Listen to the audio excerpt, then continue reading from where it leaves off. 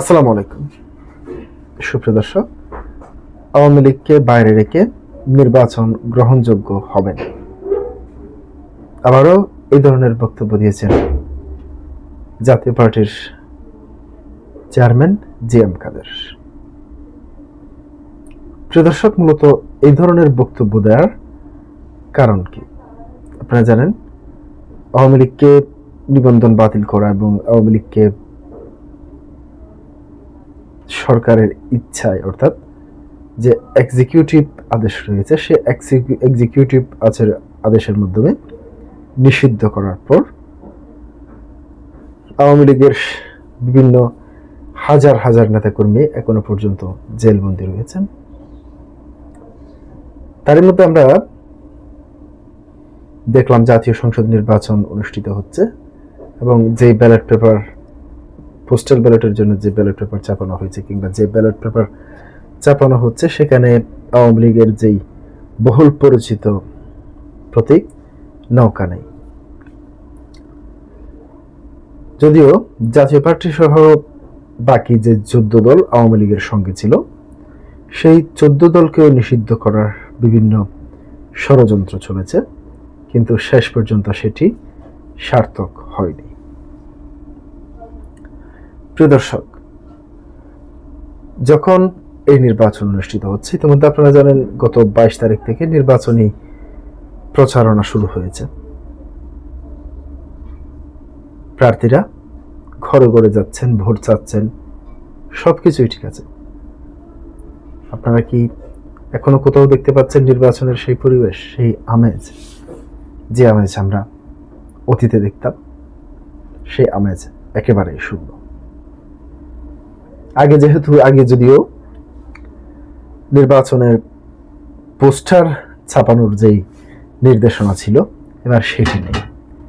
মূলত এখানে কাপড়ের কিছু ব্যানার, তার পাশাপাশি ছোট ছোট কতগুলো স্টিকার আকারে প্রার্থীদের পোস্টার, যেটি পকেট স্টিকারের মতো বাড়ির সামনে সামনে লাগানো হয়, এগুলি ছাড়া অন্য কোনো কিছু নেই। যদিও অনলাইনে প্রচারণা করতে পারা যায়, কিন্তু বাস্তবিক চিত্র কতটুকু? আপনারা কি সত্যি করে বলতে পারবেন আগের মতো যেই নির্বাচনের আমেজ, সে আমেজ এখন রয়েছে? নেই। এবার জাতীয় পার্টির চেয়ারম্যান জি.এম. কাদের যে বক্তব্যটি দিয়েছেন সেটি হচ্ছে, অন্তর্বর্তী সরকার একটি বিশেষ দলকে নির্বাচনের সুযোগ সুবিধা দিতে কাজ করছে, সেটা আমরা সবাই জানি। এ কারণে এখন পর্যন্ত লেভেল প্লেইং ফিল্ড নিশ্চিত হয়নি এবং জাতীয় পার্টির প্রার্থী ও সমর্থকদের ভোটের মাঠ এখনো নানাভাবে হুমকি দেওয়া হচ্ছে। জাতীয় পার্টির ক্ষেত্রে নির্বাচন কমিশন নির্বিকার ভূমিকা পালন করছে। আজ রোববার দুপুরে রংপুর নগরের সেনপাড়ায় নিজ বাসভবন স্কাই ভিউতে সাংবাদিকদের কাছে এমন অভিযোগ করেন জি.এম. কাদের এবং এনসিপি ও জামাতকে ইঙ্গিত করে জাতীয় পার্টির চেয়ারম্যান বলেন, আমি বলতে চাই, বর্তমান সরকার এবং সরকারের যারা অভিভাবক তারা যে সরকার চালাচ্ছে, এখানে নির্মমতা আর আমরা দেখতে পাচ্ছি।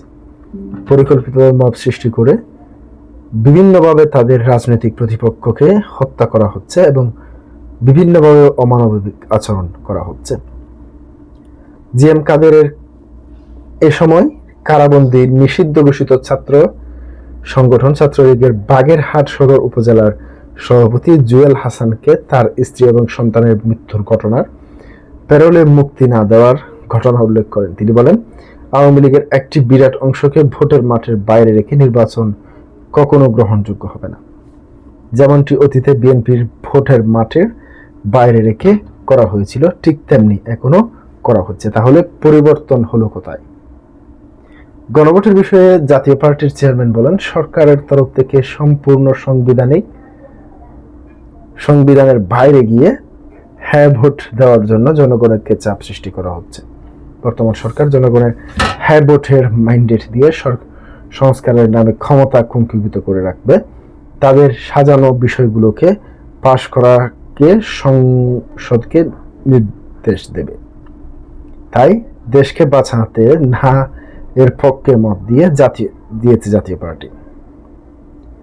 এবারে নির্বাচনে জাতীয় পার্টির পক্ষে মানুষের অভূতপূর্ব সাড়া মিলেছে বলে জানিয়েছেন দলটির চেয়ারম্যান জি এম কাদের। তিনি বলেন, যেসব জায়গায় বিভিন্নভাবে আওয়ামী লীগ জোর করে আমাদের হারিয়ে দিয়েছিল, নানা অত্যাচার অনাচার করা হয়েছিল, সেখান থেকে কিন্তু আমরা লোকেরা আবার দাঁড়িয়েছে। এটা সত্যিকারের রাজনীতি, যেটা জনমুখী রাজনীতি। জনগণের ক্ষেত্রে রাজনীতির যে রাজনীতি জনগণ পছন্দ করে এবং বুঝতে পারে, সেই রাজনীতির দিকে আমরা আছি। আমাদের সমর্থকরা এবং আমাদের নেতাকর্মীরা সেই কারণে অনেক বেশি উজ্জীবিত। আমরা খুবই আশাবাদী। শেষ পর্যন্ত জাতীয় পার্টি ভোটে থাকবে কিনা এমন প্রশ্নের জবাবে জি এম কাদের বলেন, এটা অবস্থার উপর নির্ভর করবে। আমরা ভোট থাকার জন্য চেষ্টা করব। এখন যদি আমাদের ধরে ধরে জেলে ভরা হয়, পথে ঘাটে গুলি করে মারা হয়, আমাদের কর্মীদের যদি হ্যারাস করা হয়, আমাদের ভোটারদের যদি মেরে ফেলা হয়, বাড়িতে গিয়ে কোর্টে গিয়ে বাড়িতে আগুন জ্বালিয়ে দেওয়া হয়, তখন আমাদের ব্যবস্থা নিতে হবে। সাংবাদিকদের সঙ্গে আলাপকালে জি এম কাদেরের সঙ্গে উপস্থিত ছিলেন জাতীয় পার্টির কো চেয়ারম্যান, রংপুর সিটি কর্পোরেশনের সাবেক মেয়র মুস্তাফিজুর রহমান, দলের প্রেসিডিয়াম সদস্য, রংপুর মহানগরের সাধারণ সম্পাদক এস এম ইয়াসির সহ অন্যান্য নেতারা। প্রিয় দর্শক, আজকে পর্যন্তই। আসসালামু আলাইকুম ওয়া রাহমাতুল্লাহ।